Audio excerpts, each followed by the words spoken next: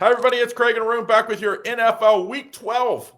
Week 12 Sunday action of games. Yeah, just one more week till Thanksgiving week, which is my favorite betting week of the year, especially for the NFL. So excited for that. But let's make some money and build that bankroll. Don't forget, if you want to get on all of our top plays, we like all these plays. These are our leans. And sometimes these will actually be on our card. But to get which ones we like the most, the ratings, the breakdown, everything, all you got to do, we've got a special for you. 2-for-1 football pass week pass is just $99. You'll get both mine and IC plays. Usually it's $99 for each of us. It's just $99 total. The only way to get though is at this link. If you want in some extra plays, say you like betting more than 14 games on a football weekend, go over here. This is where you get all of our bonus plays, and this will include all sports, by the way. So make sure you check that out. YouTube premium levels, $49.99 is the top level where you get them all. So make sure you get in on it. Okay, I see you ready. Starting off here, Jets and the Ravens. Ravens minus 13. Jets, I mean, you know, they win 2 games. Everybody, I don't know what they expected last week, but then they did not play well last week on Thursday night against a red-hot Patriots team, and now they're switching quarterbacks. Ravens favored by 13.5, total 44.5. What do you like? Yeah, I like the Jets. I'm going to take them here plus the 13.5 or whatnot. Keep in mind that Baltimore obviously has won 4 in a row, and they are 5-5.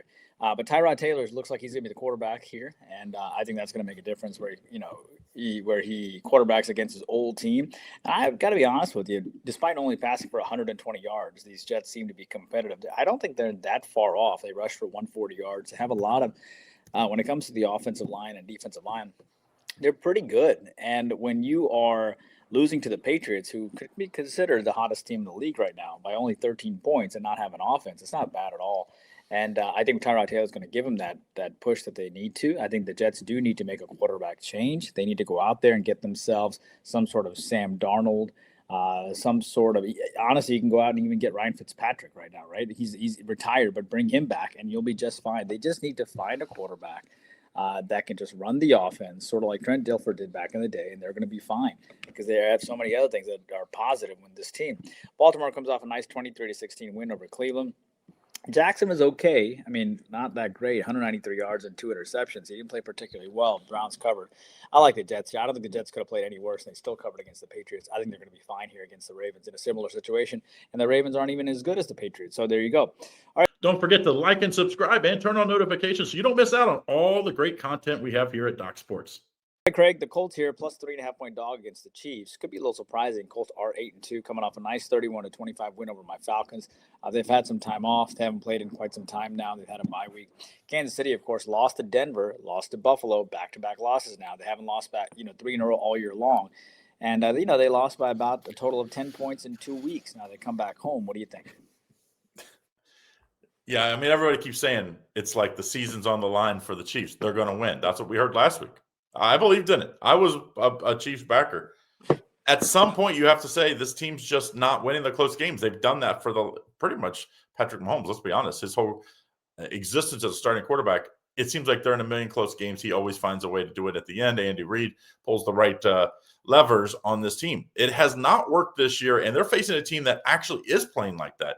The Colts, minus the game at, of their 2 losses, the game at Pittsburgh, they played good the first half. Second half, they just kind of turned the ball over. Just were really never in that game. The Chargers lost. They were in that game the entire game. Could have won that one. I just have to the one thing you can count on in the NFL is no matter if you're on the road or at home is the run game and the defense. Who has the better run game? Who has the better defense? The stats both back the Colts team. So I'm going to take the Colts here. I know there's going to be a ton of money. I'm guessing coming in on the Chiefs, but I'm going to take the Colts plus the 3.5. Maybe if they lose by a field goal, we get the cover. So I'm going to take the Colts plus the points. Next game, Steelers at the Bears. It sounds like, I'm guessing, we're recording this on Tuesday, that Aaron Rodgers is not going to be playing this week. The line suggested as well. Obviously, he went out second half with a wrist injury. Rudolph did look good in the second half against my terrible Bengals. Now they face a red-hot Bears team. Bears favored by 3, total 45. Can the Steelers win with what looks like maybe their backup? Well, look, the Steelers, Rudolph wasn't bad, and it's a good opportunity for him to get about a half's worth of football underneath his belt coming into that game as he gets ready for the Bears. Steelers are 6-4, and to be honest with you, that's pretty good compared to what they were going on last year. The Bears, of course, are a pretty hot team right now. They're 7-3. Everybody was calling for the coach's head. Now they're 7-3. Incredible how quickly it changes week to week. Hey, I see. Just a quick note. He's 50-50. I just pulled up the Steelers. So he does have a fractured wrist on his left hand, but he's going to push the play. I don't know. We'll see. Just FYI for everybody's knowledge out there. Yeah, I see it too. He's listed as questionable for this game. The Bears are missing a bunch of key defensive contributors too, right? Kyle Gordon is still out, which could obviously affect their passing attack, or obviously affect their ability to resist their passing attack. But a couple of things here. I will tell you that the Bears, of course, come off a huge win against Minnesota on the road. They won 3 in a row, but none of these wins, Craig, have been overly impressive. I want to go back on the 7-3 situation for the Bears. They beat Dallas under 500, Vegas under 500, Washington under 500, New Orleans under 500, Baltimore is at 500. They lost them. Bengals under 500, Giants under 500. Minnesota is sitting at under 500. So how good are the Bears, right? Yes, they're 7-3, but there are a lot of teams that are under 500. Pittsburgh, of course, coming off that big win, but Pittsburgh hasn't really done well coming off big wins either. So when you take a look at the total, see if there's anything valuable there. The total sits at about 45. I think this is a game where, especially if Rudolph plays, I like the over, because I think people are going to think Aaron Rodgers is going to not being available or him being injured either way is going to help the under. I don't think so. I think Pittsburgh is going to be pretty good with Rudolph throwing the ball. I think the Bears are going to make him throw the ball. I like the fact that Bears are only able to score 19 points in the last game. Last time they put up 16 against Baltimore, they bounced back with 47 against the Bengals. Pittsburgh defense can be leaky. Yes, they held the Bengals to 12 points, but they also gave up 25 to the Chargers, 20 to the Colts, 35 to the Packers, 33 to the Bengals, and so on. Give me the over here, Craig, between Pittsburgh and Chicago. How's it? Sign up for our free $60 for the premium selections, which is docsports.com/ICCT. You get free $60 of the premium selection so you can try us out. It's the best way to kind of thank us for all the hard work that we do, along with liking and subscribing and joining on YouTube Premium. Craig, the Giants facing the Lions here. Keep in mind the Giants are a 10.5-point dog. They're 2-9. What started off as a promising season has quickly derailed, but they have covered back-to-back games, including against the Packers and the Bears. Granted, I got +7, but the Lions coming off a loss 9-16 against the Eagles. Both these teams coming off losses. Who do you like here? The offensive line issues for Detroit. I didn't see that coming, to be honest. I obviously you lose 2 veterans from last year's really good offensive line. You draft and you replace guys and you think, oh, well, they'll be able to pull it together. They have really struggled there. When they do play well, they win. Now, the Giants can rush the passer. Last week, they gave the Packers fits. I think it's just way too many points. Now, the question is Jackson Dart going to be available? We're not sure. But Jameis Winston played subpar, and they still had a chance to win late in that game. Giants they're not nearly as bad as what their record suggests. I'm going to take the Giants here, plus the 10.5. Remember, big game on deck for Thursday night, or the Thanksgiving game for Detroit. I think they just like to get out of this game healthy and be ready to go for that premier game. Let's take the Giants plus the points. Ugly underdog, yes, please. Next game, Patriots at my Bengals. Bengals are just not good. Once again, I'm just going to lead the horse to water. You have to just drink. If you take the team total for the opposite team, the Bengals defense, since Burrow went down, the other team has went over their team total in every game. I think that happens again this week. What else do you like in this game? Patriots favored by 7.5, total 49.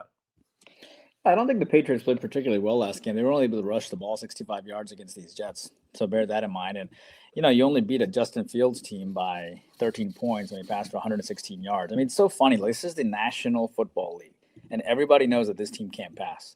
And it's just the most remarkable thing. There's so much football everywhere.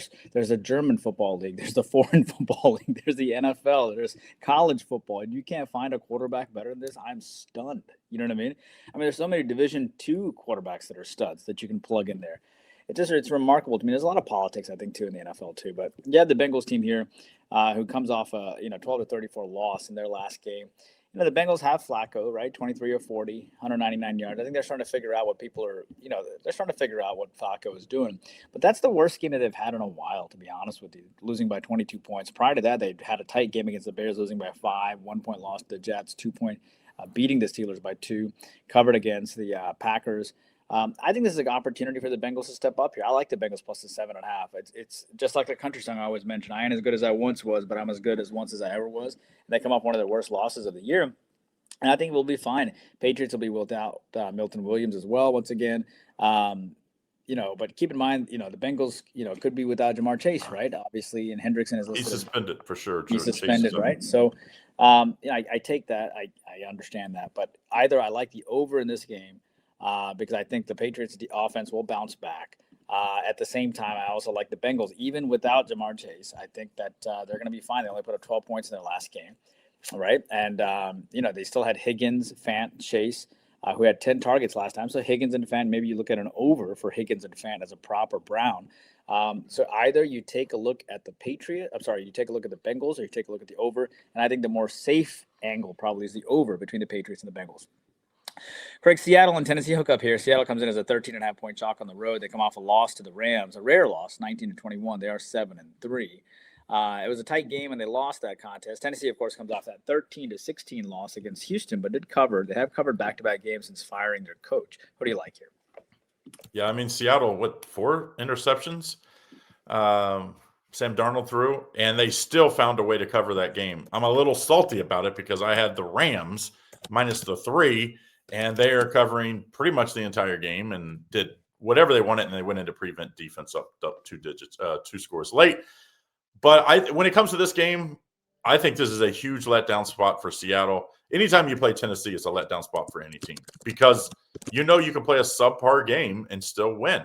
And I think that's what happens. Seattle plays a brutal schedule. Like next they play Minnesota, then Atlanta, then Indy. All of those teams are going to give them a lot more troubles than obviously. He had 4 interceptions? 4. And to be honest, if you watch the game, there's a few more that he probably could have had. But I like Indy here. I just think Indy's setting on a good game. I would take the 14. I would buy the half point to the 14 to the key number. I think Seattle dominates the game, but 14 points is just too many on the road. Give me the Titans and Ward and company to make it 3 straight covers, I believe. Hi, everybody. This is Craig and I's 2-for-1 football package. You can get each of us for $99. But guess what? We have a deal that you can get both of us for $99. How does 50% off sound? Probably one of the best deals on the internet. You can get both of us. Each one of our football packages are normally $99. You can get us both for just $99. Incredible. Next game, Vikings at the Packers. And we talked about the Chiefs. We keep saying it's now. They got to win now. They got to play better now. The Packers aren't very far from that, where they've just not played good football for 3 straight weeks. They did win last week because they played a bad team, but Green Bay's favored by 6 against a Minnesota team that's desperate, just 4-6 on the year. Total 41. What do you like here? Well, Vikings beat them twice last year, right? So Chicago, now the Vikings come in off back-to-back losses to both Baltimore and to Chicago. They really believed in McCarthy, and it hasn't panned out well, has it? 150 yards last game, 1 touchdown, 2 interceptions. Of course, the Bears had Caleb Williams, who actually went for 193 yards, didn't throw a touchdown, but didn't throw a pick either. And Minnesota made a run at it at the end, but it wasn't enough. And Green Bay comes to this game they didn't cover against the Giants. They did, sort of. They pushed. Had a tight game against the Eagles, had a tight game against the Panthers. But in reality, they had a tough schedule, right? They did beat the Steelers by 10, but they play everybody close. And it is pretty – and, that game was the first game for Winston. Of course, the Giants always get up. They're constantly changing quarterbacks, so they get up, kumbaya, let's rally around this guy kind of mentality. I think, and keep in mind that you're right, Minnesota has, a huge opportunity to bounce back, and their season is sort of on the line. 55% is on the over. The total only sits at 41. But I got to be honest with you, man. I just think that Minnesota could have it within them to win. They did go to the Lions and did win, right? So they have a great coach who can always pull it off here, and they are off back-to-back. They are off back-to-back losses. Their season is on the line. They haven't lost 3 in a row. Remember the last time they lost back-to-back games? It was against the Eagles and the Chargers, and then they went to Detroit and won outright. I'm going to take the points here, and I just think this is a coaching differential. I just think Green Bay has the better players, but Minnesota has the better coaches, So when you put it together, I'm going to take the points. It's not going to be on my card, but I'll take the plus the 6 here. And I know it says the public is split 50-50, but I don't believe it. I think the public's probably more like 66-33 in favor of the Packers. It's the line that we have in our head, Craig. It's really we don't always believe in the consensus reports. We have our own line in our head of what the public's probably doing. Craig, the Jaguars are 2.5-point favorites on the road against Arizona. We've been down this road before. Arizona small dog over and over again. The Jaguars did beat the Chargers 35-6 because they're coming off that loss to Houston. They are 6-4. Arizona is, of course, coming off these tight losses, but last two have been blowouts against San Francisco and Seattle. Maybe the players are starting to give up a little bit here. Jacksonville only a small favorite, but does Arizona bounce back after double-digit losses back-to-back weeks? I don't think so. I had this Arizona team like in the middle, like early to the middle part of the year. I had looked at them a lot as underdogs, and I thought they played like feisty. The last two games have not shown a whole lot of fight, and the Jacoby Brissett, like the book has been out on him, but now that everybody's like remembering, like, okay, we remember we don't allow deep passes. Eventually, he'll make a bad play and cost them the game, and that's what has happened.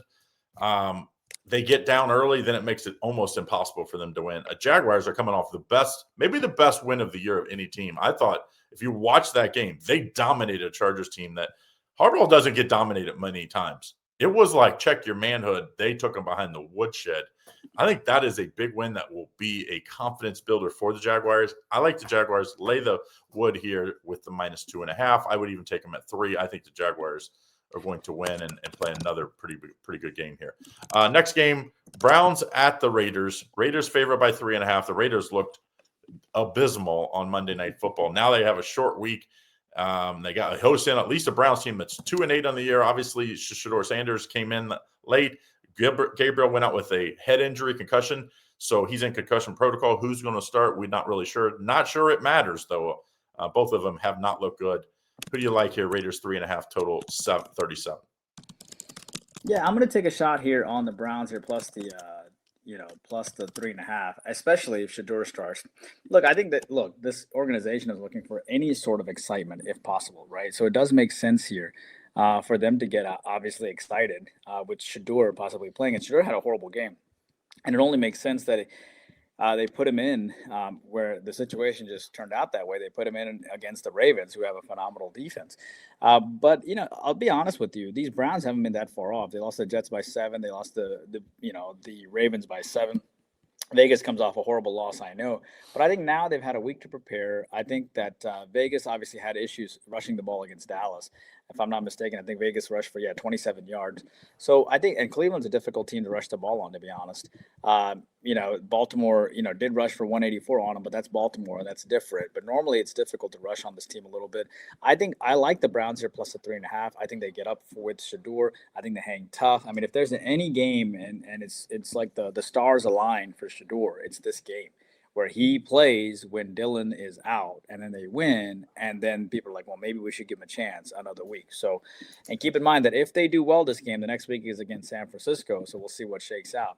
But I'm going to take the Browns plus the 3.5.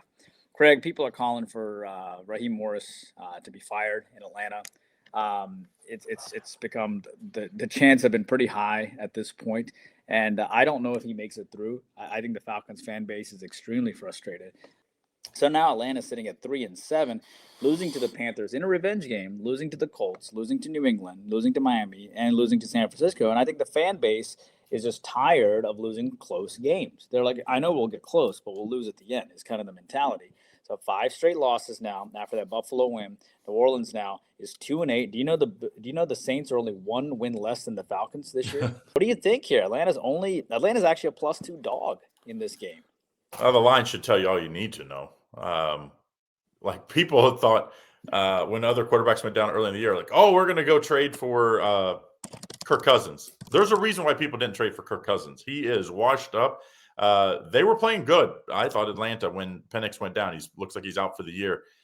Like once he went down, it just looked like it took the whole air out of that team. I don't think that's going to be returned since he's not playing. And New Orleans is probably like, we are favored for once. Let's win a game. Let's win a game. I'm going to take New Orleans minus the points here. I don't think I didn't see it coming that New Orleans would be favored in any game left this year. But the way Atlanta's playing and Kirk Cousins starting, I'm going to take New Orleans. Next game, Eagles at the Cowboys. Eagles are playing the best defensive football in the league. Back-to-back weeks, absolutely embarrassed the Green Bay offensive line. Last week, followed it up at home, embarrassed the Detroit the offensive line. Now they get a Cowboys team that at least looked a little better, but that was against a bad Raiders team. Eagles -3.5, total 48. What do you like here? Yeah, look, Eagles are 8-2. Obviously, whenever you count the Eagles out, they do well. They always seem to have good management to do well, even if their coaching staff is it can be a little sketchy, and a little psycho. But that seems to work well for that team. Coming off a nice win against the Lions, 16-9, beating the Packers, Giants, and Vikings. 8-2. What are you going to do? Dallas coming off that big 33-16 win against Vegas. Eagles also beat them 24-20 last time. Dallas is 4-5. They've been better than I thought, to be honest with you. And one. Don't forget, they're 4-5-1. Yeah, I got that 4-5-1. So they've been better than I've imagined, to their credit. And the Eagles continue to win. It's sort of like they have a Justin Fields Sr., 135 yards passing, and they still manage to win that game. Dallas, I think. Look, man, this is a team that can be hit or miss at times, but they certainly get up for games. And the Eagles always seem to manage to get up for Dallas. They have no issues. They beat them the last 3 times, and they've covered the last 2, but not the most recent time. I'm going to take Dallas plus the 3.5 here. I think at some point this is sort of their Super Bowl. I think they get up to face the defending champs. I think they play really well. They come off a nice win. It won't be on my card, but I'm going to take the hook. I'm going to take Dallas plus the 3.5 here. Craig, Tampa Bay is hooking up against LA here on Sunday Night Football. Tampa Bay plus 6.5 point dog. Tampa Bay is 6-4, coming off back-to-back losses to two NFC East studs in the Patriots and the Bills, losing to them by 5 and to 12 points. This is the first time they're looking to avoid losing 3 in a row, but these Rams have looked really good, right? Coming off 5 straight wins. Now the Rams sitting in 8-2. What do you think here? You think the Rams are going to be able to lay this down and win on the chalk? Tampa Bay did beat them 16-13 last year, so the Rams have revenge. But Tampa Bay, again, is off back-to-back losses. Well, I watched this entire game, Rams and Seahawks. The Rams offense has a little issue. Now, I know Seattle's defensive line is really good, top 3 in football. And they kind of dominated that game, even though they kept getting the turnovers. The Rams couldn't put them away. Probably coulda, shoulda, woulda. Didn't. Now they face a Tampa Bay team that's a little desperate here. You start looking, and this is a team that needs a quality win. I think a confidence-building win. Otherwise, they could allow these bad NFC South teams back in this division, including, don't look now, Carolina. Carolina's the next best team in that division. I like Tampa Bay to cover here. I love Baker as an underdog. Like, this dude, he is like, if underdog, like an underdog for football is in the dictionary, it should have his picture. I mean, when he has a chip on his shoulder, this team is tough to beat. I thought they played better than what the final score was. They couldn't stop the Bills. And, why you ever punt when you're late in the game, you're in midfield. You can't play field position. You can't stop anybody. Like, that was, the Bills were rolling. They should have went for it. I think the way Tampa Bay's offense, I thought they would have got it. They probably would have covered. They didn't. So now we get an extra point or 2 here. Give me Tampa Bay plus 6.5. I would even buy that half a point to 7. I think this is a Baker Mayfield, put me on your backpack game. We call that the Baker Mayfield backpack game. It's like, what's the Dora the Explorer? Backpack. Get on my backpack. Tampa Bay plus 7. Craig, let me make sure I plug this. The 2-for-1 deal for Craig and I. You can get both of our packages. One of our football packages is $99. You can get both of them for $99. Not to mention the fact YouTube Premium is really where it's at. It's truly the edge. You get an extra video just like this from us every single day. On top of that, you get, from me, you get 150 extra selections a month, and with the written summary of every single selection, and 6-in-1 run there. With Craig, you get 3 premium selections worth $90 a day, which should be $2,700 a month. And you get that for $50 a month, and you get me for free along with that as well. So pretty awesome deal. If you're really looking for the edge to put you over everybody else, that's probably it. All right, so that's what we have for this week. Don't forget, click at the end of this video, click our playlist so you can get we do all the NBA games every day. We do all the other college football. If you like college football, we also do some college basketball. We'll be picking that up as football kind of slows down. So make sure you get on that. Click the playlist, check out all of our stuff, and of course, get in all of our premium content here. Good luck. See you again next time.